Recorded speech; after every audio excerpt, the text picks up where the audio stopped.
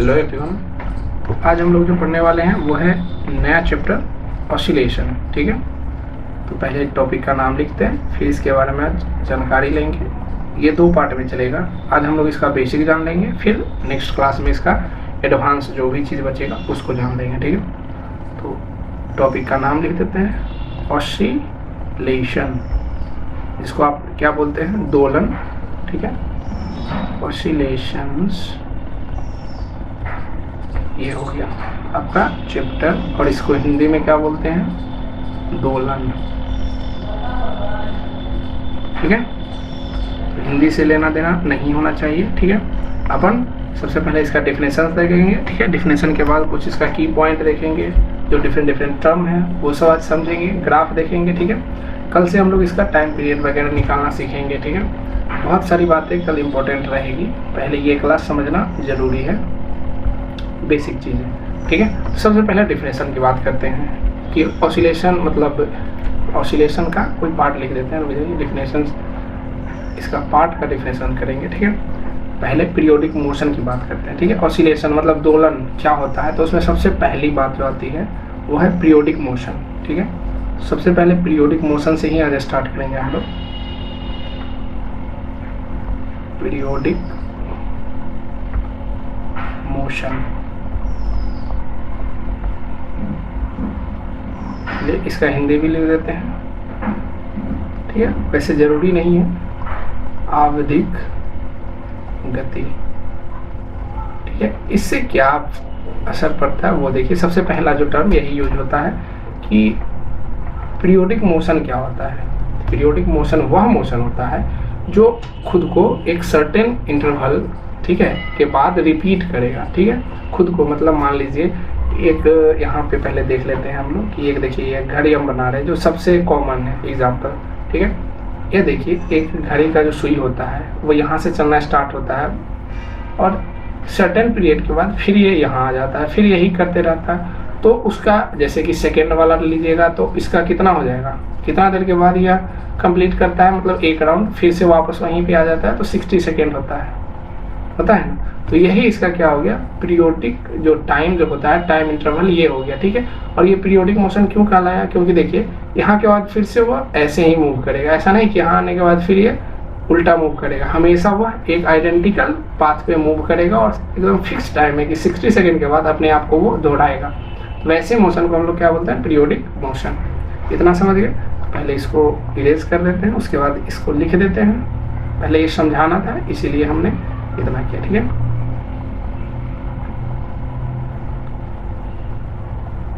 चलिए अब हम इसका डेफिनेशन से स्टार्ट करते हैं। आज लिखते हैं इमोशन। ठीक है, मोशन मतलब गति, पिच मतलब जो रिपीटेड या रिपीट्स, ऐसे भी लिख सकते हैं, रिपीट्स। ठीक है, इटसेल्फ, खुद को मतलब। ठीक है, आइडेंटिकली, देखिए इस वर्ड को हम दूसरा पेन से लिख दे रहे हैं, आइडेंटिकली मतलब समान रूप से, या जो जैसे वह घूम रहा था वैसे ही। ठीक है, ना फास्ट होना चाहिए, ना स्लो होना चाहिए, ना डायरेक्शन चेंज होना चाहिए, सब चीज़ सेम होना चाहिए। ठीक है, identically after a fixed interval of time,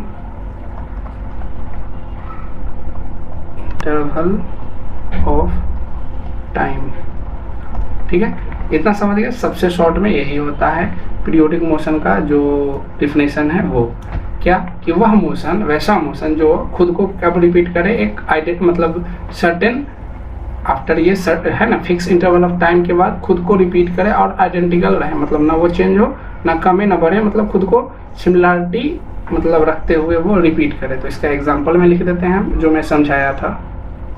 ठीक है, इसका एग्जाम्पल क्या हो गया, आर्म ऑफ क्लॉक। ठीक है, मोशन ऑफ आर्म्स मतलब जो वही मिनट का है जो सुई रहता है उसके बारे में बात करना है। ठीक है, ऑफ ए क्लॉक। या इसका और भी एग्जांपल देख सकते हैं अपने लाइफ में, जो आप सोलर सिस्टम देख रहे हैं तो देखते होंगे कि पृथ्वी जो है सूरज का चक्कर लगाती है ना, 24 आवर में माना जाता है, तो वो हो गया।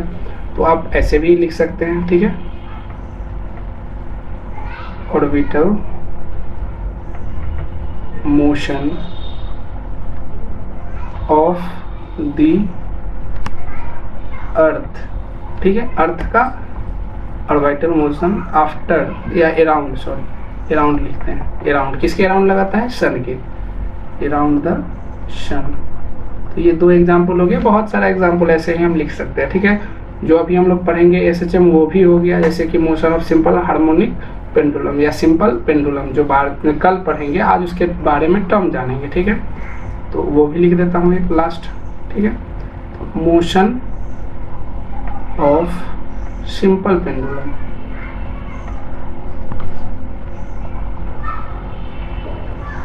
पेंडुलम, ठीक है। बहुत सारा, इसके बाद ETC लिख देता हूँ। मतलब इतना बस याद रखना है कि वो खुद को रिपीट करना चाहिए after certain interval of time, सबकी सिचुएशन सेम रहना चाहिए, ठीक है। उसी को बोलेंगे हम लोग पीरियोडिक मोशन। पहला कंप्लीट हुआ। अब देखिए दूसरा टर्म जानते हैं, तो दूसरा टर्म को पहले लिखते हैं कि क्या है। पहला समझ गए, अब हम ऑसिलेटरी मोशन के बारे में देखते हैं। तो पहले लिख देते हैं ऑसिलेटरी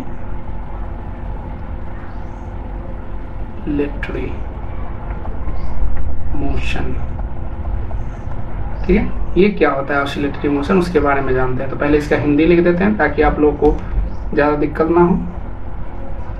दोलनशील, ठीक है, गति। अब दोलनशील गति क्या होता है देखिए, और पीरियोडिक मोशन क्या होता है, पहले इसका डिफिनेशन लिखूंगा, उसके बाद दोनों में डिफरेंस समझाऊंगा, ठीक है। तो पहले डिफिनेशन लिख देते हैं, इसका डिफिनेशन, ठीक है। डिफिनेशन में इसको पहले लिखते हैं, अब पीरियोडिक मोशन, ठीक है, टेकिंग प्लेस, ठीक है, to and fro. To and fro मतलब जानते हैं, आगे पीछे, टू एंड फ्रो, किसी के आगे पीछे होता है तो उसको टू एंड फ्रो, ठीक है, टू एंड फ्रो। या और ऐसे लिखते हैं बैक एंड फ्रंट, मतलब पीछे जाना आगे आना, ठीक है, बैक एंड फोर्थ, फ्रंट के फोर्थ लिख सकते हैं, अच्छा वर्ड है, ठीक है। अबाउट अ फिक्स्ड पॉइंट, ठीक है। अब इसको समझिए पहले, उसमें क्या था और इसमें क्या है। ये भी एक पीरियोडिक मोशन ही है, लेकिन यह स्पेशल केस हो जाता है। ये क्या बोलता है कि taking place to and fro, आगे पीछे होना चाहिए, ठीक है, ये टू एंड फ्रो, इधर इधर, ठीक है। या ये बैक एंड फोर्थ, दोनों वर्ड सेम ही है, मतलब ये डिपेंड करता है कि आप किसको कहाँ यूज करते हैं, ठीक है। टू एंड फ्रो होना चाहिए, मतलब आगे पीछे करें एक फिक्स पॉइंट के अलाउंड, देखिए ये फिक्स पॉइंट यहाँ भी है, वहाँ भी एक फिक्स्ड इंटरवल ऑफ टाइम था, ठीक है, उसके अराउंड कर रहा था, तो वहाँ पे कंप्लीट मोशन कर रहा था, मतलब कंप्लीट सर्किल या कोई भी पाथ पे घूम रहा था। यहाँ पे ऐसा नहीं है, यहाँ पे देखिए क्या डिफरेंस है वो दिखाता हूँ मैं। यहाँ पे देखिए एक कोई फिक्स पॉइंट पहले मान लेते हैं, अब इसी के एवज ना उसको आन जान करना है, मतलब समझ रहे हैं। यहाँ पे एक पेंडुलम यदि बना दें तो ऐसा कुछ रहेगा, ठीक है, ये इधर से इधर की ओर करता रहेगा, ठीक है, इस पॉइंट के अलोंग, मतलब इस ये फिक्स पॉइंट है, ठीक है। तो ये फिक्स पॉइंट के समथिंग इधर जाएगा, फिर कुछ टाइम बाद इधर जाएगा, फिर इधर जाएगा, देखिए टू एंड फ्रो हो रहा है ना, इधर इधर इधर, तो ये हो गया। और उसमें क्या अंतर था, वो कंप्लीट कर रहा था ना, सर्किल कंप्लीट भी कर रहा था। ये भी एक पीरियोडिक मोशन ही है, ठीक है। तो इसका हम लिखते हैं, पहले एग्जांपल देख लीजिए। Motion of a simple pendulum, जो भी मैं बनाया, ठीक है, ये पेंडुलम है आपका, क्या है ये, पेंडुलम, सिंपल पेंडुलम, समझ गया, ठीक है। अब देखिए ये चीज को अब समझना है, एक चीज को वो बता रहा हूँ कि दोनों में डिफरेंस क्या है, उसको मैं यहाँ पे नोट में लिख दे रहा हूँ।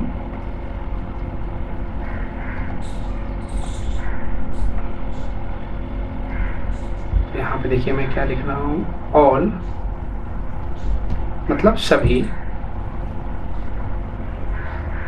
ऑसिलेटरी मोशन, ठीक है।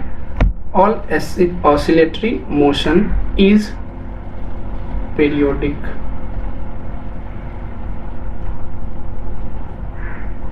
motion but vice versa is not always true।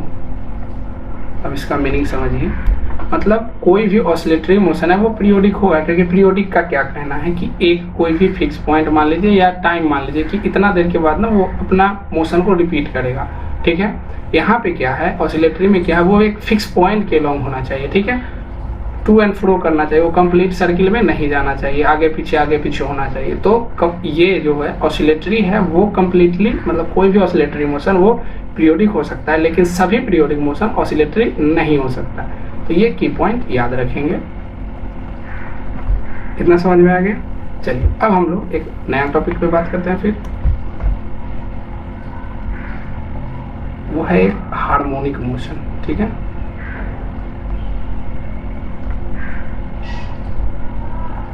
ये हार्मोनिक ऑसिलेशन लिखते हैं, ऑसिलेशन। इसको हिंदी में क्या बोलते हैं यार, बड़ी खतरनाक वर्ड है, लयबद्ध, ठीक है, दोलन। लयबद्ध दोलन क्या होता है, ये तीन आपको समझ में आना चाहिए, इसीलिए पहले इसी चीज़ से स्टार्ट किए हैं। यदि नहीं समझ में आ रहा होगा फिर भी आप देखें, थोड़ी देर बाद सब क्लियर होने लगेगी, फिर आप बैक जाके देख सकते हैं, तब आपको सारे चीज़ समझ में आना स्टार्ट हो जाएगा, ठीक है। तो इसको लिखते हैं द ऑसिलेटरी, ठीक है, ऑसिलेटरी मोशन, या ऑसिलेटरी ही रहने देते हैं, विच, ठीक है, can be expressed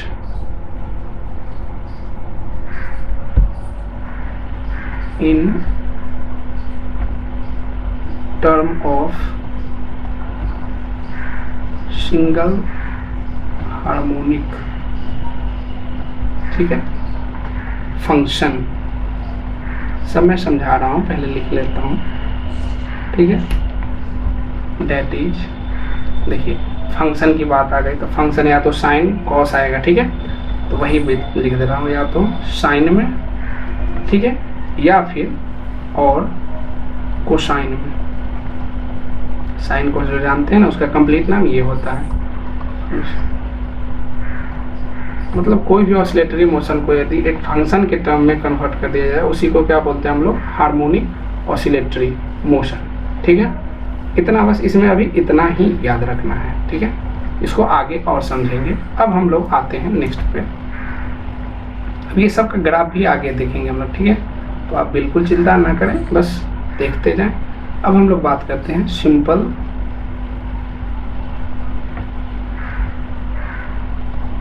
harmonic motion की, जिसको आप लोग क्या याद रखते हैं शॉर्ट में, SHM, ठीक है, बहुत बार बोला होगा, ठीक है। इसका हिंदी लिख देते हैं, क्या होता है, सरल, सिंपल मतलब सरल, ठीक है, आवर्त गति,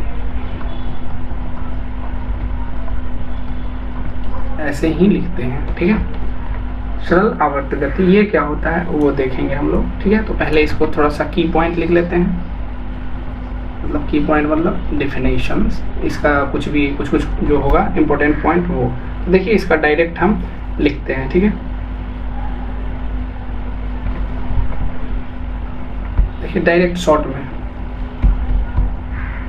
रीस्टोरिंग फोर्स, ठीक है, रीस्टोरिंग फोर्स whose मैग्नीट्यूड, ठीक है, उसका मैग्नीट्यूड इज प्रोपोर्शनल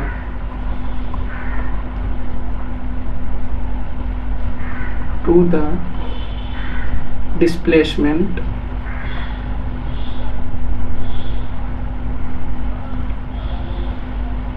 ठीक है एंड ठीक है restoring force whose magnitude is proportional to displacement. अब डिस्प्लेसमेंट क्या है, सब चीज आएंगे धीरे धीरे, बस अभी याद रखें कि डिस्प्लेसमेंट के प्रोपोर्शनल होता है एंड इट्स जो डायरेक्शन जो होता है ऑलवेज मीन पॉइंट के अबाउट होता है। ठीक है, तो वो भी लिख देते हैं एंड ऑलवेज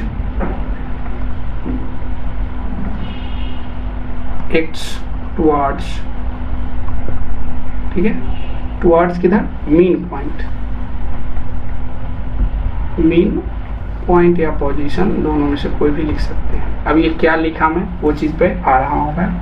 ठीक है, तो देखिए अभी हम इसको ऐसे समझते हैं कि ये देखिए अभी जो हम ऊपर लिख रहे थे फंक्शन के रूप में, बस उसी चीज को अभी लिख रहा हूँ, सब चीज समझा दूंगा आगे।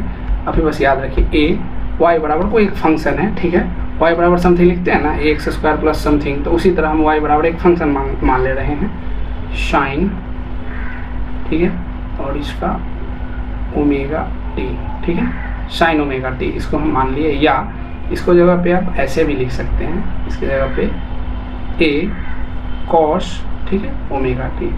साइन या कॉस माने उससे फर्क नहीं पड़ता है। ठीक है, दोनों चलेगा। ठीक है, हार्मोनिक का ये रूल ही है, मतलब मैंने बोला ही था कोई भी फंक्शन को साइन या कॉस में कन्वर्ट कर दीजिए।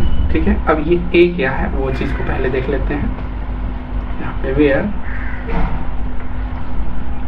ए बराबर एम्पलीट्यूड, एम्पलीट्यूड ठीक है, एम्पलीट्यूड क्या होता है सब धीरे धीरे आ रहे हैं, पहले अभी समझते हैं इस चीज को। ठीक है, अभी इतना पता हो गया। ठीक है, कि जो SHM जो होता है उसमें एक जो रिस्टोरिंग फोर्स जो लगता है वो उसका जो मैग्नीट्यूड आएगा वो हमेशा किसके प्रोपोर्शनल होगा, डिस्प्लेसमेंट के। ठीक है, और इसका जो डायरेक्शन होगा ऑलवेज सेंटर के बहुत होगा। अभी बस आप इतना याद रखें। ठीक है, इतना याद रखें और देखे थे आगे। ठीक है, तो अब हम लोग आगे कुछ टर्म के बारे में जानेंगे, सब आ जाएगा समझ में, थोड़ा सा टाइम दीजिए। अब हम लोग बात करते हैं नॉन हार्मोनिक की, क्योंकि हार्मोनिक की बात कर लिए तो नॉन हार्मोनिक को भी जानना जरूरी है।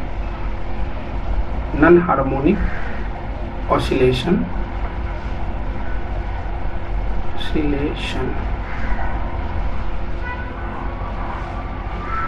ठीक है, अब देखिए इसमें क्या होगा ना कि एक से ज्यादा हार्मोनिक मोशन को ऐड कर देंगे ना तो वो नॉन हार्मोनिक कहलाएगा। ठीक है,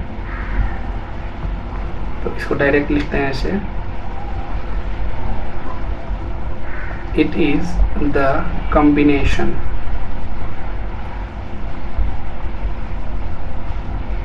combination of two or more ठीक है हार्मोनिक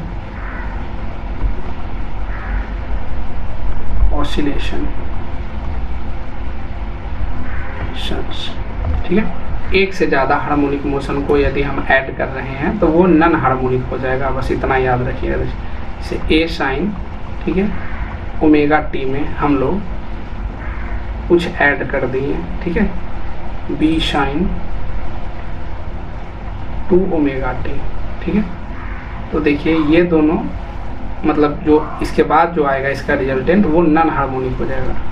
यदि इंडिविजुअली बात करेंगे तो ये भी हार्मोनिक होगा, ये भी हार्मोनिक है और ये भी हार्मोनिक है, दोनों इंडिविजुअली, लेकिन जब दोनों को ऐड कर देंगे तो वो नॉन हार्मोनिक हो जाएगा। इतना समझ गया। चलिए अब हम कुछ टर्म के बारे में बात करते हैं, सब चीज़ समझ में आएगा, बस धीरे धीरे बढ़ते हैं। ठीक है, इम्पोर्टेंट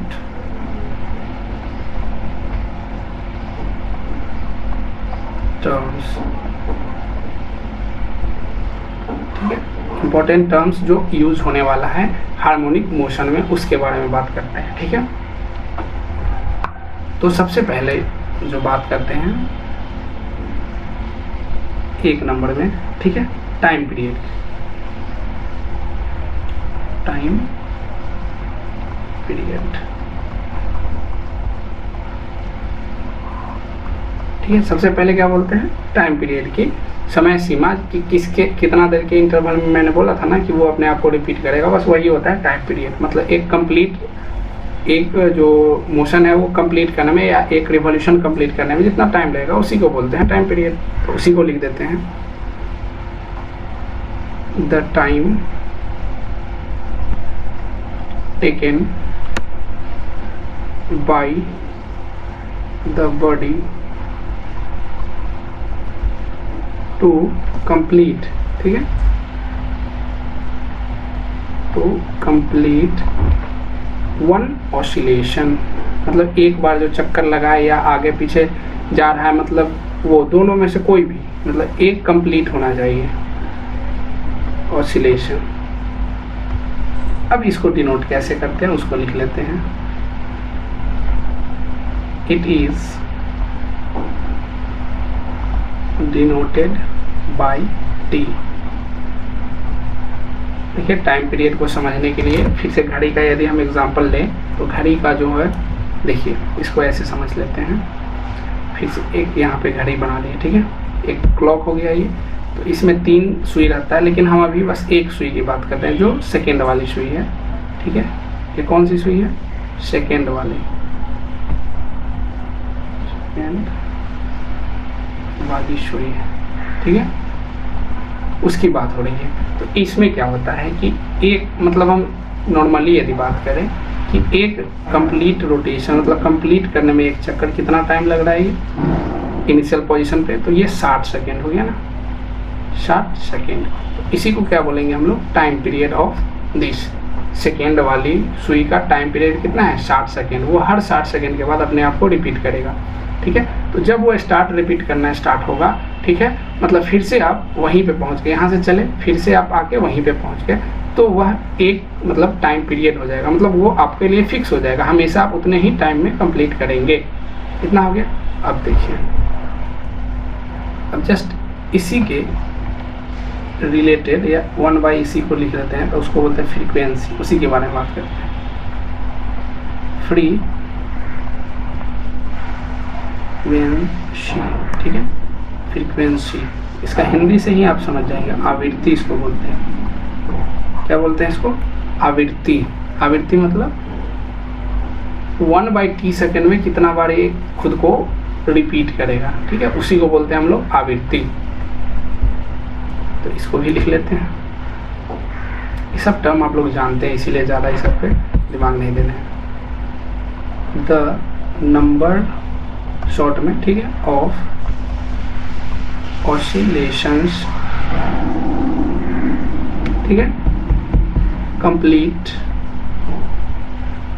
ठीक है, कंप्लीटेड लिख देते हैं बाय, ठीक है, completed by the object, bye the body लिखे ना ऊपर, यहाँ भी बॉडी लिखते हैं, बाय द बॉडी, ठीक है, कोई भी बॉडी के द्वारा जो एक, मतलब देखिए number of revolution completed by the body in 1 second, मतलब 1 सेकेंड की बात हो रही है, इन 1 सेकेंड। अब इसको कैसे लाते हैं वो देखिए, ठीक है, बस इतना समझिए कि ये टाइम जो पीरियड आप निकाले हैं ना, बस उसको 1/, कर दीजिए, 1/, कर दीजिएगा, ठीक है। और टाइम पीरियड को जनरली क्या होता है, सेकेंड में ही दिया जाता है, ठीक है, यूनिट जो है उसका। तो ये अब दूसरा पॉइंट इसको लिख देते हैं, इट इज इंडिकेटेड या डिनोटेड बाय, किससे डिनोट करते हैं? तो F से, ठीक है, इसको किससे डिनोट करते हैं हम लोग? F से, ठीक है, इतना समझ गए। या एक और न्यू टर्म आता है ऐसे, देखिए ये भी की तरह दिख रहा होगा, ठीक है, इसको न्यू बोलते हैं, उससे डिनोट करते हैं। तो आप अपन लोग F से ही करेंगे, ठीक है, स्मॉल f है, ठीक है, ठीक से लिख देता हूँ, स्मॉल f से, ठीक है। अब देखिए इसका जो यूनिट होता है वो भी लिख देते हैं। ऊपर वाला का यूनिट तो सेकेंड में याद रखिएगा, यूनिट क्या होता है? सेकेंड का -1, मतलब पर सेकेंड, या बहुत ही अच्छा वर्ड होता है हर्ज, जिसको बोलते होंगे आप लोग, HERTZ, हर्ज, ठीक है, इसको कैसे डिनोट करते हैं हम लोग, एच और small S Z, H Z लिखते होंगे, 1 हर्ट्ज। ठीक है, ये यूनिट बार बार पूछता है फ्रीक्वेंसी का यूनिट क्या होता है। ठीक है, फ्रीक्वेंसी बराबर क्या हो गया एक्चुअली में, वो देखिए फ्रीक्वेंसी जो हो गया इन्वर्सली प्रोपोर्शनल टू टाइम हुआ कि नहीं, टाइम हो गया, पीरियड लिख दीजिए, कंप्लीट टाइम पीरियड, क्योंकि सेकेंड होता है टाइम का यूनिट, और ये है 1 बाई, मतलब इसको माइनस का मतलब 1 बाई, मतलब इसी का 1/, हो गया। इतना समझ गए। चलिए, 2 चीज़ मैंने समझा दिया, एक टाइम पीरियड और एक फ्रीक्वेंसी। अब हम लोग जो बात करने वाले हैं एंगुलर फ्रीक्वेंसी के बारे में। एंगुलर वेलोसिटी जो देखे थे, सब चीज़ तो बताए हुए हैं, बस उसी चीज़ का अब यहाँ पे यूज़ है। ठीक है, तो अब बात करते हैं हम लोग एंगुलर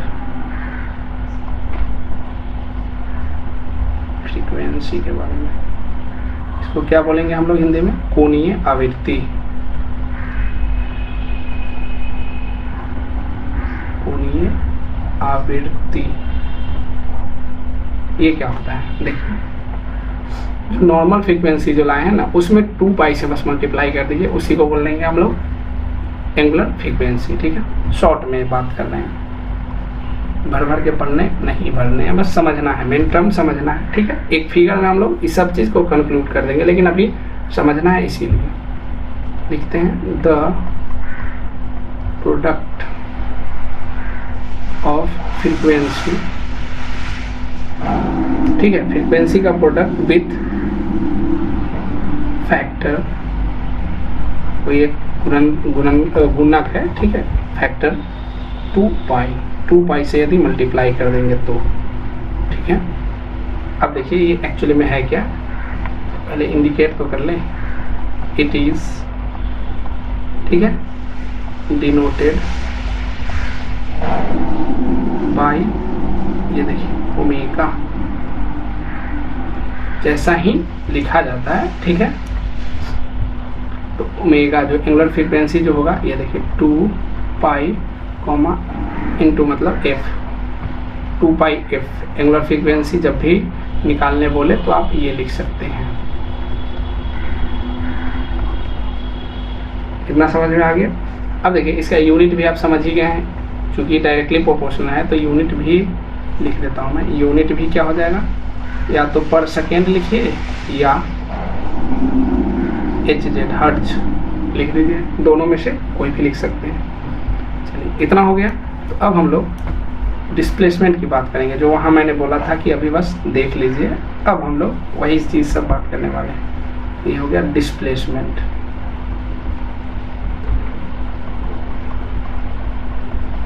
डिस्प्लेसमेंट विस्थापन जिसको बोलते हैं, तो इसको तो लिखने ही नहीं, तो कितनी बार लिख चुके हैं। डिफिनेशन की बात करेंगे हम लोग। ठीक है, तो डिफिनेशन में लिखिए, ए फिजिकल क्वांटिटी। ठीक है, सबके बारे में बता चुका हूँ, विच चेंजेज। ठीक है, uniformly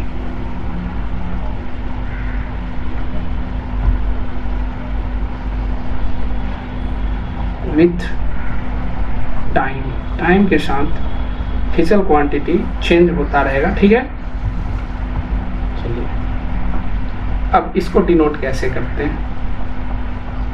it is denoted by y। अभी जो y बराबर समथिंग लिखे थे ना, बस वही, इसीलिए वहाँ पे नहीं बताए थे, क्योंकि आप नहीं समझते।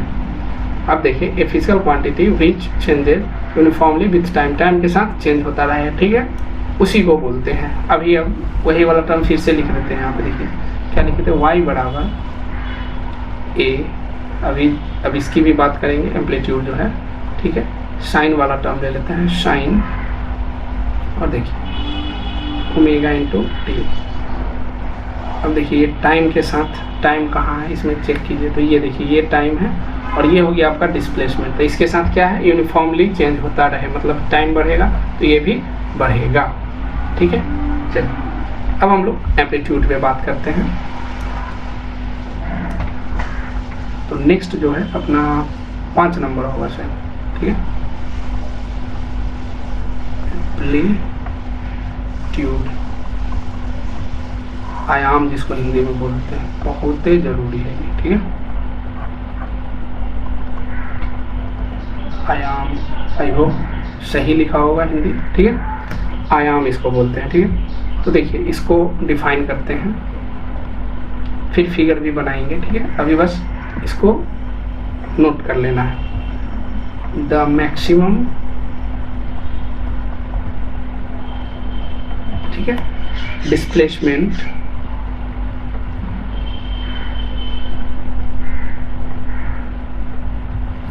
In any direction from mean position, ठीक है। अब इसको डिनोट कैसे करते हैं? इट इज डिनोटेड बाय, अभी तो बताया ए, इसे डिनोट करते हैं ए से, एम्पलीट्यूड, ठीक है। अब देखिए ये क्या बोला कि maximum displacement any one direction, मतलब हम बोले थे कि बहुत तरह के होता है। तो अभी देखिए पेंडुलम की बात कर लेते हैं यहाँ पे, जैसे कि यहाँ पे पेंडुलम बंधा हुआ है किसी छत में, ठीक है, या घड़ी का ही मान लीजिए। ये देखिए यहाँ पे ऐसे होता है ना, ठीक है। अब इसका जो ये होता है रास्ता होता है कुछ ऐसे होता है ना।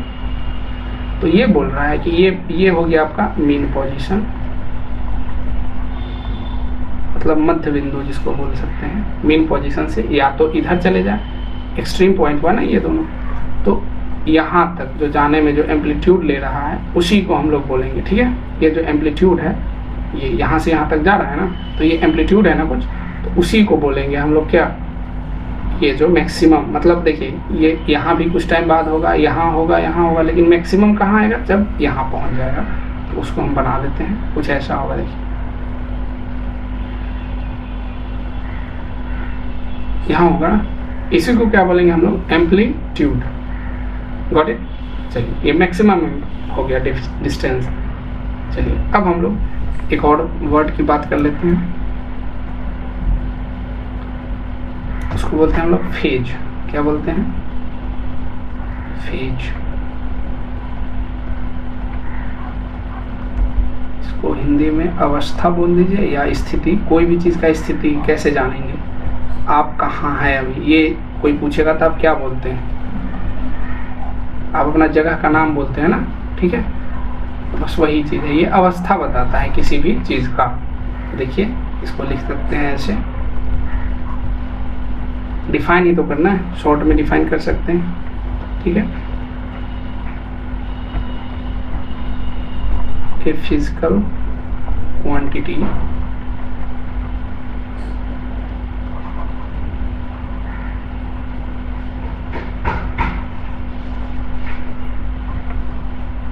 फिजिकल क्वांटिटी, ठीक है, व्हिच एक्सप्रेस, ठीक है, द पोजीशन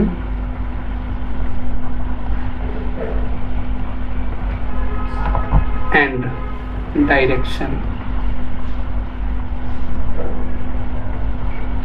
क्या करता है वो? पोजीशन एंड डायरेक्शन बताता है ऑफ ए पार्टिकल, कोई भी मोशन में कोई भी पार्टिकल है तो, ठीक है। तो वो भी लिख देते हैं of motion of an object या पार्टिकल, कुछ भी लिख सकते थे, ऑब्जेक्ट, ऑब्जेक्ट। इतना समझ गया, ठीक है। तब इसको डिनोट कैसे करते हैं सबको चीज़ को बताऊंगा, बस अभी चीज़ों को देखते जाएं। इट इज डिनोटेड बाय, देखिए फाई, इसको ऐसे डिनोट करते हैं। इतना हो गया हो तब अब हम लोग एक फॉर्मूला, मतलब एक ना जगह पे सब चीज़ को एकत्र कर लेंगे। अब हम लोग वही चीज़ करने जा रहे हैं। ठीक है, अभी बस इतना याद रखें, फेज क्या होता है, वो डायरेक्शन और पोजीशन दोनों बताता है। ठीक है, तो अब हम कुछ फॉर्मूला की बात कर लेते हैं। फॉर्मूला, इसी में सब चीज़ यूज हो जाएगा, फिर से आपको सारा जो चीज़ मैं लिखाया हूँ सब रिकॉल हो जाएगा। ठीक है, तो देखिए 1 नंबर में कभी भी आपको मानना हो तो आप कैसे करेंगे, जैसे लिख रहा हूँ वैसे ही मानेंगे, आपका आंसर श्योर आ जाएगा।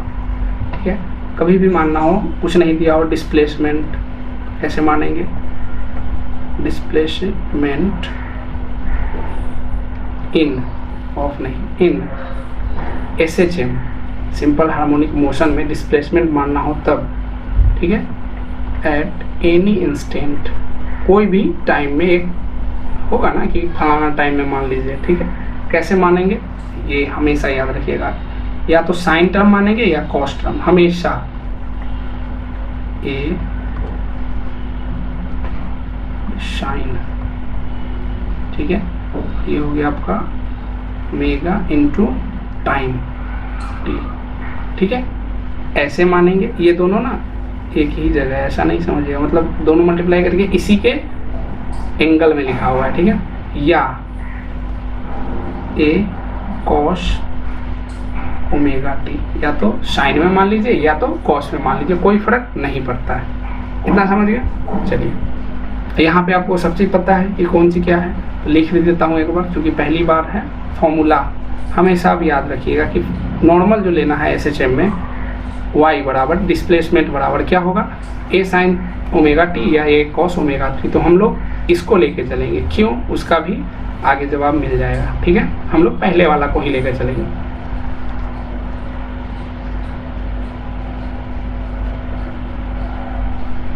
वेयर, इसमें ए क्या है, एम्पलीट्यूड है। आप जब हम लोग ग्राफ बनाएंगे अभी तो उस पर बता दूंगा एम्पलीट्यूड क्या होगा। और ये ओमेगा क्या है, angular frequency, angular frequency. T तो आपको पता ही है, टाइम, इतना समझ गए। चलिए, और y बराबर तो पता ही है डिस्प्लेसमेंट है, तो इसको लिखने की ज़रूरत नहीं है। अब देखिए, आपको यहाँ से वेलोसिटी यदि निकालना हो तो क्या करेंगे, डिस्प्लेसमेंट को टाइम से यदि डिवाइड कर देंगे तो आ जाएगा वेलोसिटी, लेकिन यहाँ पे फंक्शन है तो फंक्शन के रूप में निकाल लेंगे। ठीक है, बता देता हूँ कैसे। तो ये देखिए, 1 नंबर में वो पूछेगा, 2 नंबर में यदि वेलोसिटी पूछ दिया जाए, velocity in SHM at any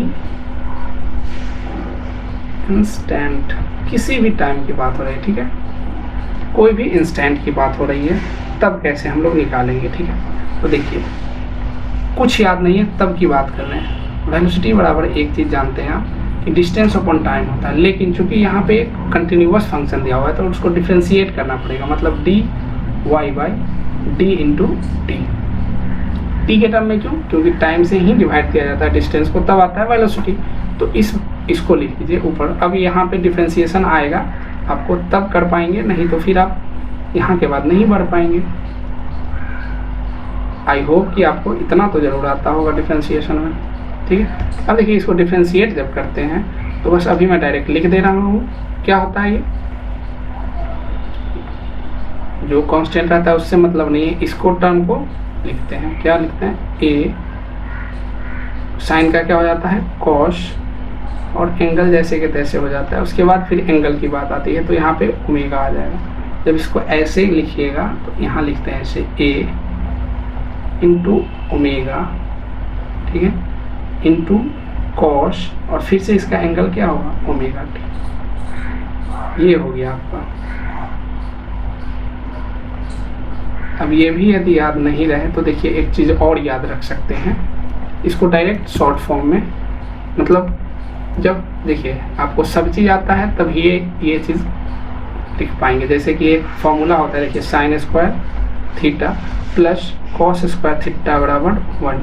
तो यदि हमको यहाँ से कॉस थीटा निकालने के लिए बोल दे तो हम ऐसे लिख सकते हैं क्या, साइन स्क्वायर थीटा का रूट, ये लिख सकते हैं, बिल्कुल लिख सकते हैं। अब देखिए, अब आप ऊपर में देखेंगे तो क्या था, ए इंटू ओमेगा। अब इसको हम साइन के टर्म में लिखते हैं, तो इसको क्या लिखेंगे, root under 1 minus sine omega T का होल स्क्वायर। लिख सकते हैं, चलिए बिल्कुल लिख सकते हैं हम लोग। अब हम इससे क्या फ़ायदा होगा वो देखिए। अब आपको एक रिलेशन ऊपर दिया हुआ था, चूँकि y बराबर a साइन ओमेगा टी। अब यहाँ से ओमेगा साइन ओमेगा टी नहीं निकल जाएगा, sine omega t y by a निकल जाएगा। बस इसी को यहाँ पुट कर दीजिए, तो a इंटू ओमेगा बराबर 1 माइनस वाई बाई ए का होल स्क्वायर। अब जब इसको सॉल्व करेंगे तो ये बाहर आकर इसको कैंसिल कर देगा और ये हो जाएगा ए स्क्वायर माइनस वाई स्क्वायर। तो देखिए इसमें साइन का टर्म नहीं आएगा। अब दोनों में से किसी को याद रखें, आपका काम हो जाएगा। आप तो इसको भी याद ना रखें, बस एक याद रखें, ये वाला। इसी को डिफ्रेंशिएट करेंगे के बाद ही वेलोसिटी आए, इसी को डिफ्रेंशिएट करेंगे तब एक्सेलरेशन आ जाएगा। तो बस इसमें जो नोट पॉइंट है उसको बस मैं दिखाना चाहता हूँ कि मैक्सिमम कब होगा वेलोसिटी। क्या बोल रहा मैं, मैक्सिमम वेलोसिटी कब होगा उसकी बारे में बात करेंगे, ठीक है। तो ये देखिए नोट पॉइंट v मैक्स कब होगा। अब देखिए कोई भी चीज इसी से बात कर लेते हैं हम लोग। अब देखिए इसमें कुछ घट रहा है ना, ये घट रहा है, ये वेरिएबल है, ये एम्पलीट्यूड तो फिक्स है, ठीक है। y चेंज हो रहा है ना टाइम के साथ, ये डिस्प्लेसमेंट टाइम के साथ चेंज हो रहा है, a तो फिक्स रहेगा, मैक्सिमम वैल्यू है ये, ठीक है। अब देखिए ये वैल्यू घट रहा है तो ये ओवरऑल वैल्यू इसको कम कर देगा। तो इसको यदि हम मिनिमम कर दे तो इसका वैल्यू मैक्सिमम हो जाएगा। कोई भी चीज़ घट रहा है उसको घटने ही ना दे तो वो वैल्यू और ज़्यादा हो जाएगा ना पहले से। तो देखिए यदि ये वैल्यू यदि 0 को टाइम्स कर जाए, यदि इफ y बराबर 0 हो जाए, y बराबर 0 कब होगा अभी हम दिखा देते हैं वो भी चीज़, ठीक है। अभी बस इतना याद रखिए। तो क्या हो जाएगा, ये ओमेगा और यहाँ पे 0 पुट कीजिएगा तो a बाहर आ जाएगा। तो रूट अंडर ऐसे लिख ही देते हैं 0 का स्क्वायर। यहाँ से आ जाएगा a इंटू ओमेगा। ये फॉर्मूला डायरेक्ट यूज होता है, आप मतलब निकालने में वैल्यू बोल देगा कि मैक्सिमम वेलोसिटी बताओ। पहले तो याद रखना होगा कि मैक्सिमम वेलोसिटी कहाँ पे होता है, एट मीन पोजीशन बताया था ना अभी, बस वही at mean position. Maximum velocity mean position पे होगा। उसका वैल्यू कितना होगा, ये एक्सेलरेशन नहीं समझे, ये एम्पलीट्यूड है इनटू ये एंगुलर फ्रीक्वेंसी है, ठीक है, दोनों का प्रोडक्ट। खत्म हो गया। अब हम एक और बात कर लेते हैं एक्सेलरेशन के बारे में। तो नेक्स्ट पॉइंट यदि हम लिखें 3rd नंबर में, एक्सेलरेशन। एक्सेलरेशन के लिए क्या करेंगे, आपको अच्छी तरह से पता है कि एक्सेलरेशन के लिए क्या करते हैं हम लोग, dv बाई dt कर देंगे तो एक्सेलरेशन आ जाएगा। अब देखिए a इंटू ओमेगा टी, ठीक है, और cos ओमेगा टी आया था, इसको t के रेस्पेक्ट में डिफ्रेंशिएट करना है ना। तो आप डिफ्रेंशिएट नहीं जानते हैं तो कोई बात नहीं, डायरेक्ट रिजल्ट को याद रखें। कॉस का डिफ्रेंशिएशन माइनस हो जाता है तो minus a omega square sine, ठीक है, ओमेगा टी, इतना हो जाएगा, ठीक है। इतना समझ गए तो बहुत अच्छी बात है, इतना समझ गए। चलिए अब देखिए एक्सेलरेशन को अब a से नहीं लिखेंगे क्योंकि a से तो यहाँ भी है तो आप कंफ्यूज जाएंगे। इसको हम लोग मिटा देते हैं, हम लोग इसको कुछ और मान लेते हैं। मान लीजिए कि अल्फा मान लेते हैं, ठीक है। एंगुलर में जो एक्सेलरेशन मानते थे बस वही वाला वैल्यू यहाँ मान लेते हैं। चलिए अल्फा मान लेते हैं, ये एक्सेलरेशन है। तो अल्फा बराबर क्या हो गया,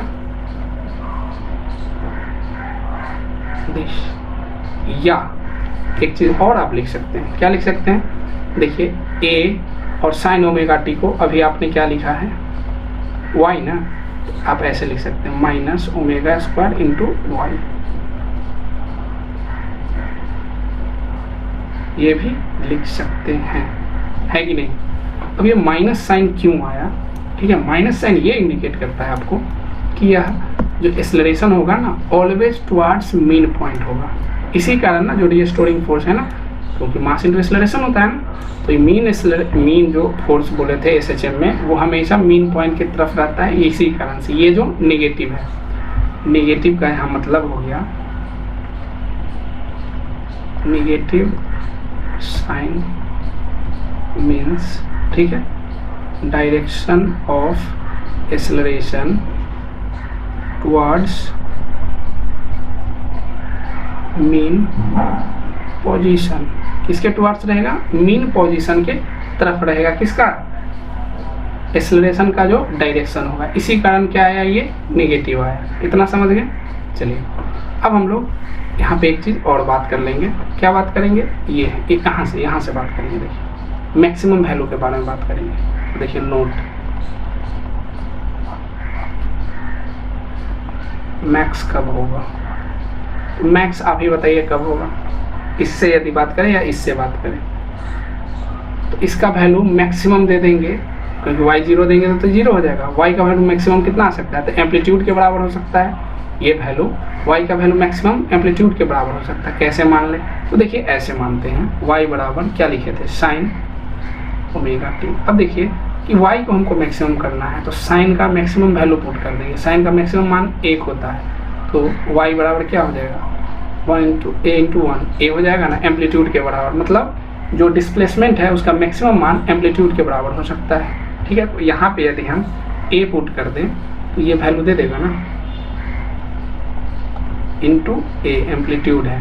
अब इसको देखिए, यदि आप मॉड लेना चाहें, यदि मैग्नीट्यूड की बात करें, तो मैग्नीट्यूड 2 को दीवार खड़ा हो जाएगा, मतलब ओमेगा स्क्वायर इंटू a हो जाता है। तो आपको ये क्वेश्चन नहीं पूछेगा, ये क्वेश्चन भी पूछ सकता है, लेकिन सबसे पहले पूछेगा कि यह किस पॉइंट पे होगा। तो आपको क्या लिखना है कि एक्सट्रीम पॉइंट पे, जो maximum value alpha max eight extreme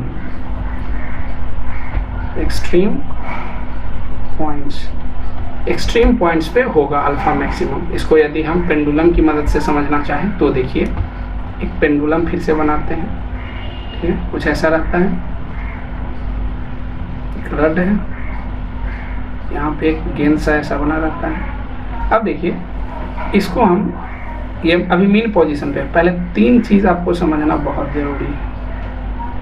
एक मीन पोजीशन, ये मीन पोजीशन हो गया जहाँ से स्टार्ट होगा, और ये हो गया 2 एक्सट्रीम पोजीशन, एक यहाँ और एक यहाँ।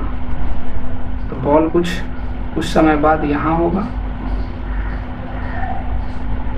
और फिर से कुछ समय बाद यहाँ होगा। ठीक है, एक्सट्रीम पोजीशन 1 हो गया, ये एक्सट्रीम पोजीशन 2 हो गया, या कोई भी मान लीजिए 1, कोई भी 2। इसको बोलते हैं हम लोग एक्सट्रीम पोजीशन। ये क्या हो गया? एक्सट्रीम पोजीशन या पॉइंट। ये भी हो गया आपका एक्सट्रीम पॉइंट। ठीक है, अब देखिए, अब सब चीज़ को यहीं पे समझ लेते हैं। अब हम लोग ने 3 पार्ट बनाया, ठीक है, 3 चीज़ें बनाई ना। अब हम लोग यहाँ पे समझ लेते हैं कौन सी क्या कहाँ होगा। तो देखिए एट मीन पॉइंट पे जो होगा, यहाँ पे वेलोसिटी मैक्सिमम होगा। क्या होगा? मैक्सिमम होगा, जो हमने निकाला था, क्या? ओमेगा इंटू ए, ये निकाला था। एक्सेलरेशन क्या होगा? यहाँ पे मिनिमम होगा। ये 2 पॉइंट तो आपको याद रखना ही रखना है, चाहे जैसे रखें, रट्टा मार के या समझ गए होंगे तो देखिए एट मीन पॉइंट पे जो होता है वेलोसिटी मैक्सिमम होता है और एक्सेलरेशन मिनिमम होता है। एक्सट्रीम पॉइंट की बात करते हैं, दोनों के लिए सेम रहेगा, तो इधर लिख देता हूँ इस पॉइंट के बारे में। तो वेलोसिटी क्या होगा? मिनिमम, मतलब 0 होगा।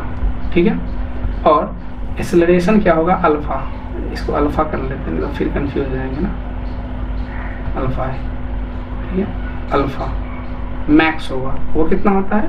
ओमेगा इंटू ए के बराबर। तो मैंने ये सिर्फ मैग्नीट्यूड लिया है। ठीक है, आपको ये वाली बात और ये वाली बात दोनों आपको याद होनी अति आवश्यक है। ठीक है, क्या क्या मैंने बताया कि एक्सट्रीम पॉइंट पे जो होगा, एक को याद रखिए ना, दूसरा उसका अपोजिट है।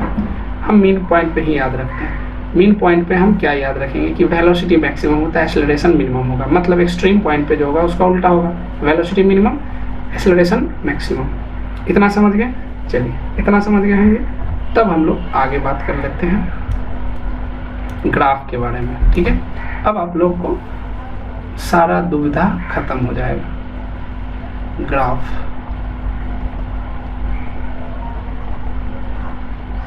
ठीक है, ग्राफ के बारे में बात करते हैं। सबसे पहले हम लोग डिस्प्लेसमेंट और टाइम का ग्राफ देखेंगे, ठीक है। तो देख लेते हैं 1 नंबर में, और मैंने बोला ही था क्या हम लोग करेंगे, साइन का लेके चलेंगे, कॉस का क्यों नहीं लेके चलेंगे उसको भी हम अभी समझा देंगे। सबसे पहले क्या लिखेंगे हम लोग, डिस्प्लेसमेंट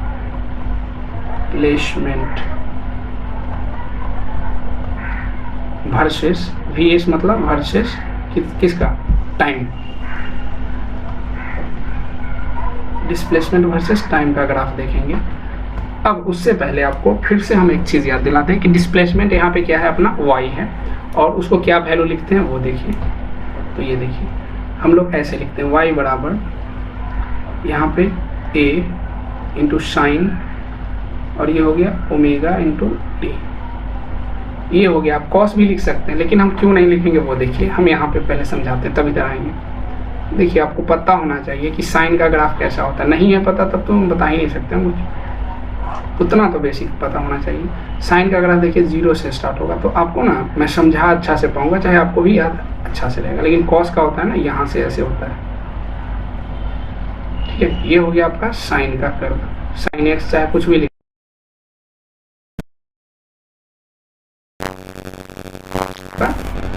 कॉस का, कॉस एक्स का। अब इतना पता होना चाहिए।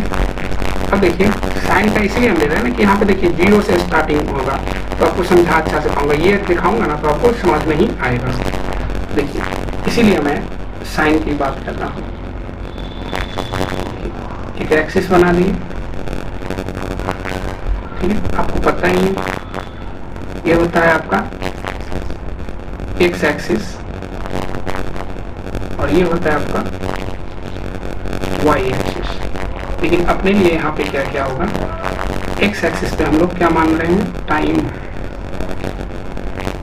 टी, ठीक है, और वाई एक्सिस पे हम लोग क्या मान रहे हैं, डिस्प्लेसमेंट, शॉर्ट पे लिख देते हैं ds, ठीक है, वाई।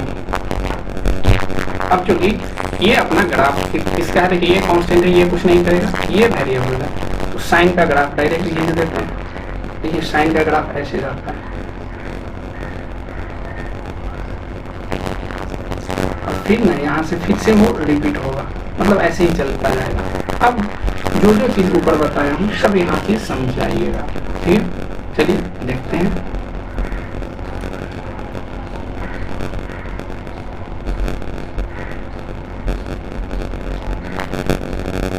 अब देखिए आपको ये पता होना चाहिए, देखिए यहाँ से ये 0 से स्टार्ट हुआ, और ये देखिए हाफ सर्किल की तरह बना रहा है ना।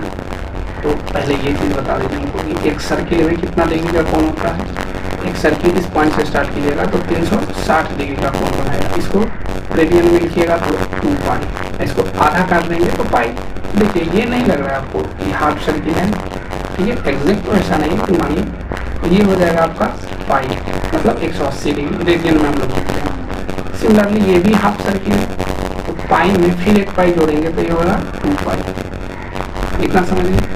मतलब देखिए अब कोई पूछ देगा कि टाइम पीरियड इसका कितना है, साइन का टाइम पीरियड कितना है, तो आप ऐसे देखेंगे कि 0 से स्टार्ट करेंगे। अब ऐसा ही पॉइंट कहाँ आ रहा है, देखिए यहाँ से स्टार्ट करेंगे चलना चलना, सब देखिए टाइम पीरियड निकालने के लिए सिंपल है। देखिए यहाँ से स्टार्ट कीजिए और चलना स्टार्ट कर दीजिए इस कर्व पे। जैसे ही ऐसा सेम चीज़ आना स्टार्ट हो जाए ना, आप रुक जाइएगा।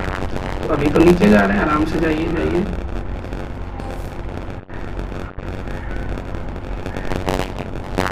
लेकिन देखिए यहाँ अब आपको रुकना पड़ेगा, क्योंकि देखिए यहाँ से आपको लगेगा कि फिर तो वही चीज़ हम दोहराने वाले हैं। जहाँ से आपको लगने लगे कि दोहराने वाले हैं ना, उसी पॉइंट के जो बीच का जो होता है इंटरवल, उसी को बोलते हैं हम लोग टाइम पीरियड। यहाँ से और ये जो है ये हो गया आपका टी, क्या हो गया ये टी, टाइम पीरियड। मैंने ऊपर लिखाया था अब वो समझा दे रहा हूँ कि आप इस पॉइंट से चलना स्टार्ट कीजिए और जहाँ पे फिर से रिपीट होना स्टार्ट हो जाए उसी को बोलते हैं हम लोग टाइम पीरियड। एक चीज समझा दिया मैं। चलिए अब देखिए, अब हम इसको हम टी लिख सकते हैं ना, क्यों? क्योंकि यहाँ से यहाँ तक रिपीट हो रहा है, तो ये क्या हो जाएगा, पाई क्या हो जाएगा, आधा है उसका मतलब ये t/2 लिख सकते हैं। लिख सकते हैं नहीं, बिल्कुल लिख सकते हैं। अब देखिए, अब इसका मैक्सिमम y कितना जा रहा है, ये ऊपर जो है मैक्सिमम कितना y जा रहा है वो देखिए, ये y ही तो होगा, ये वैल्यू y ही तो होगा, ये y मैक्स हो जाएगा, y मैक्स कितना के बराबर हो जाएगा, a के बराबर, ये मतलब एम्पलीट्यूड, ये एम्पलीट्यूड के बराबर। तो ये है देखिए मैक्सिमम जो डिस्टेंस है ये वाली,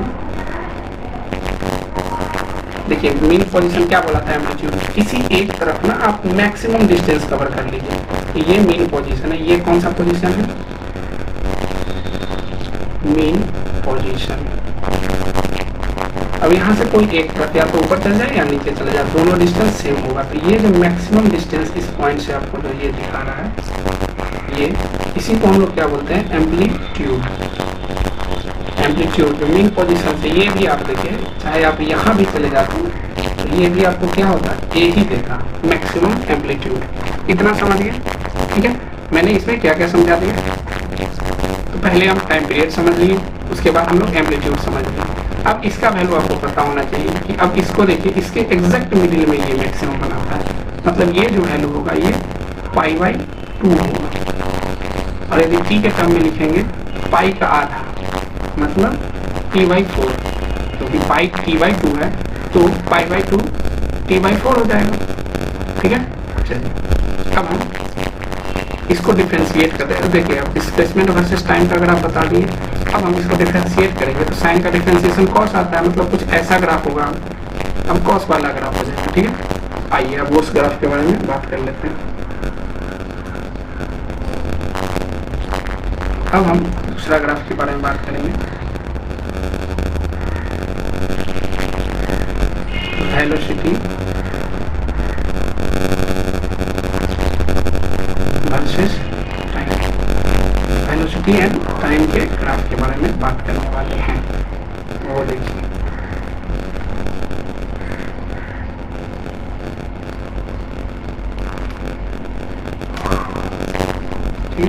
सिमिलरली एक्स एक्सिस है, इस पे टाइम मान लेते हैं, अब पूरा नहीं लिखेंगे।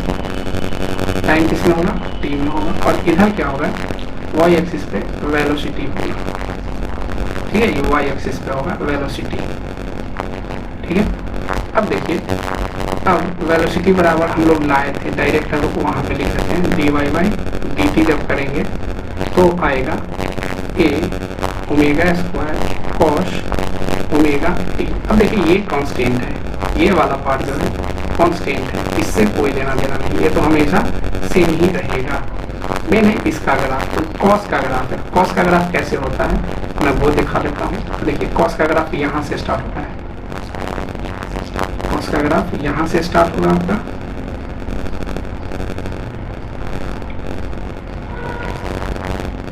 ऐसे जाता है,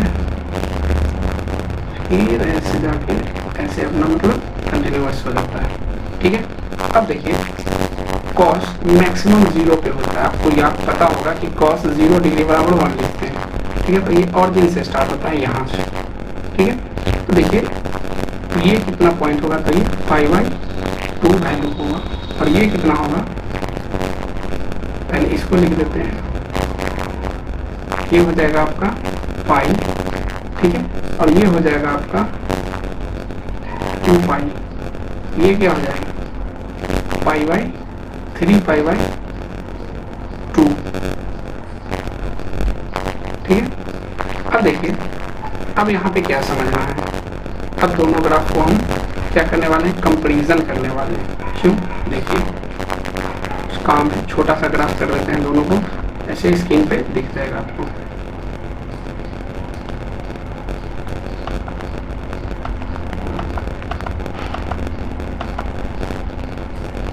देखिए ये दो ग्राफ है, ऐसा नहीं समझिए कि ये ज़्यादा फ्लैट है, मतलब ज़्यादा खिंचा हुआ है, बस बातों को समझना है। देखिए जीरो, ये वाला जीरो है, यहाँ पे जीरो है, यहाँ पे जीरो पे ये जीरो है, लेकिन ये जीरो पे क्या है, ये मैक्सिमम है, जीरो पे मैक्सिमम है। इसीलिए मैंने क्या बोला था कि ये जो होता है मीन पोजीशन पे, मीन पोजीशन है ना वाई डायरेक्शन में, भी मैक्स होता है, ठीक है। कितना होता है वो, ओमेगा इंटू ए क्या है, एम्पलीट्यूड। तो देखिए मैक्सिमम एम्पलीट्यूड ये वाली, यही बात है ना। बस देखिए ये कुछ नहीं किया है, यहाँ से ग्राफ ऐसे लिख लीजिए। देखिए मैं बस समझा के फिर मिटा दूंगा इसको। देखिए यहाँ से ऐसे ग्राफ लिख लीजिए, कुछ ऐसे, यही चीज तो है ना। अब यहाँ से देखना स्टार्ट कीजिएगा तो इसमें और इसमें कोई अंतर नहीं है कि नहीं, इसमें और इसमें कोई अंतर नहीं होगा। तो बस वही चीज समझा रहा हूँ मैं, ठीक है। कि जो इस पॉइंट की बात हो रही है, तो ये ए मैक्स है, ए मैक्स है ना, ये वाला जो वैल्यू है ए मैक्स है, ठीक है। तो इसी कारण से क्या भी मैक्स जो लिखा जाता है मीन पोजीशन पे लिखा जाता है। कितना समझ में आया, ठीक है। तो चलिए आगे बढ़ते हैं।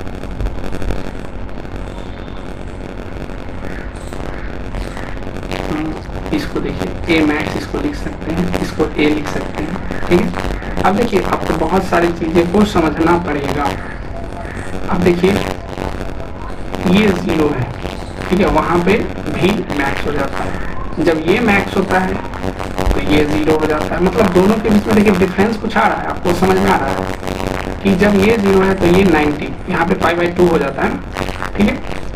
चाहे यहाँ पे समझिए ऐसे, ये 90 पे है ना, मैक्स है, तब यहाँ पे ये जीरो हो जा रहा है, ये y में जीरो हो जा रहा है। दोनों के बीच का फेज डिफरेंस कितना हो गया, 90 डिग्री का। तो ये क्वेश्चन पूछ सकता है कि वेलोसिटी और जो वेलोसिटी और डिस्प्लेसमेंट में फेज डिफरेंस कितना का होता है, तो π/2 मतलब 90 डिग्री का। कैसे समझेंगे, देखिए जहाँ पे डिस्प्लेसमेंट मैक्सिमम होता है वहाँ पे वेलोसिटी मिनिमम होता है, और जहाँ पे वेलोसिटी मैक्सिमम हो रहा है यहाँ पे देखिए वहाँ पे डिस्प्लेसमेंट जीरो हो जा रहा है। तो डिफरेंस जब निकालेगा तो π/2 का डिफरेंस आता है, ठीक है।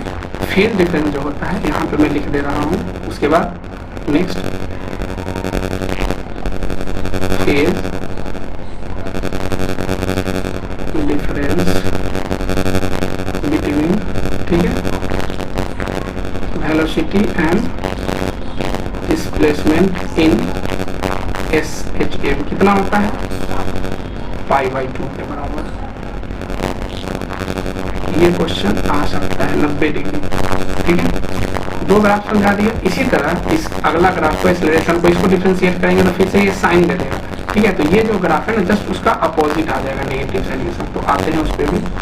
तो चलिए इसको थोड़ा सा बड़ा कर लेते हैं ताकि आपको दूसरा ग्राफ समझा सकें। अब हम लोग थर्ड ग्राफ की बात करते हैं। यहीं पे थर्ड ग्राफ क्या है, acceleration, acceleration versus. Third graph में फिर से वही होगा, एक्सिस ये होगा आपका एक्स और वाई, ये होगा आपका टाइम एक्सिस, ठीक है, और ये होगा आपका एक्सेलरेशन। एक्सेलरेशन को एक्सेलरेशन, ठीक है। तो देखिए एक्सेलरेशन बराबर हम लोग फॉर्मूला भी लाए थे, अल्फा बराबर क्या लाए थे,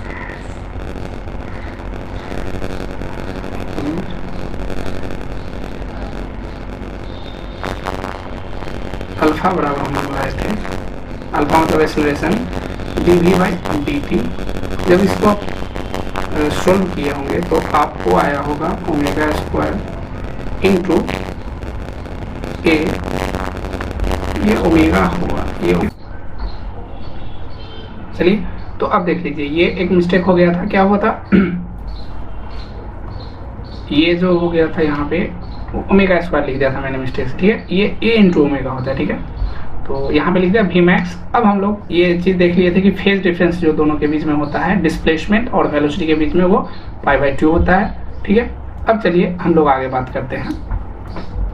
अब एक्सेलरेशन वर्सेस क्या करेंगे, हम लोग टाइम का जो बात कर रहे थे उसको हम लोग डिफरेंशिएट करेंगे। तो वहाँ पे फिर से क्या आ जाएगा टर्म, उसको देख लेते हैं, ठीक है। तो यहाँ पे देखिए ये वाला जो ग्राफ है उसको हम फिर से देख लेते हैं, ठीक है। तो ये आ जाएगा माइनस, ठीक है, omega square into a into sine omega into t. जैसे कि मैंने बोला कि ये जो टर्म है, जो पहला जो टर्म है वो आपको है कांस्टेंट, जो ये पहला दो टर्म है वो कांस्टेंट है, तो इसका कोई काम नहीं है। अल्फा डायरेक्टली किस पे डिपेंड है, साइन पे, और वो भी साइन का कैसा साइन मतलब साइन का जो चिन्ह है आगे का वो माइनस में है, तो माइनस मतलब जो चीज़ है उसका जस्ट अपोजिट हो जाएगा। इसका जो ग्राफ होगा, जो आप डिस्प्लेसमेंट का ग्राफ किए थे, बस उसको 180 डिग्री से मूव करा दीजिए, ठीक है।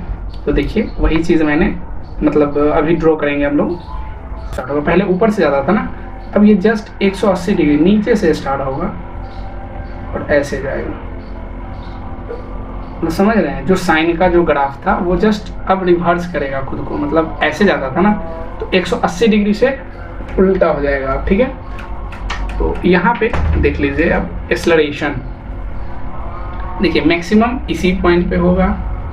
अब इसका देखिए, हम इसकी नहीं इसकी बात करेंगे बाय। चलिए पहले देखिए, ये हो गया आपका ओरिजिन, इतना समझ गए, ठीक है।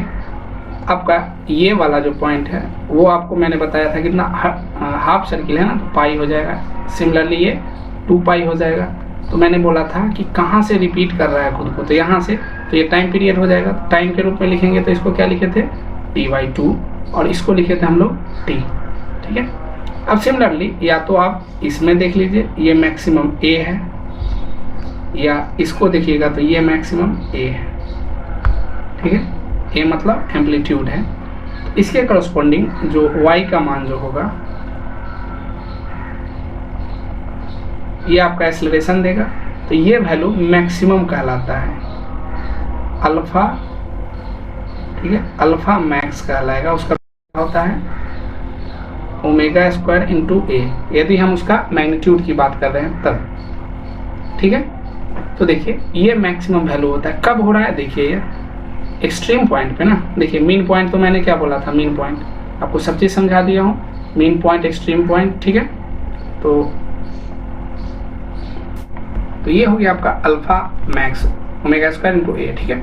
अब देखिए, अब इसमें और वेलोसिटी में क्या डिफरेंस है, देखिए इसमें और वेलोसिटी में देखिए तो फिर से क्या डिफरेंस हो रहा है। देखिए जहाँ पे ए मैक्स है वहाँ पे भी मैक्स है, वहाँ पे ए मीन है, मतलब मिनिमम है, ठीक है। और जहाँ पे वेलोसिटी मिनिमम है वहाँ पे एक्सेलरेशन मैक्सिमम है। यही चीज़ तो मैंने बताया था कि मीन पॉइंट पे क्या था, वेलोसिटी मैक्सिमम था, एक्सेलरेशन मिनिमम था।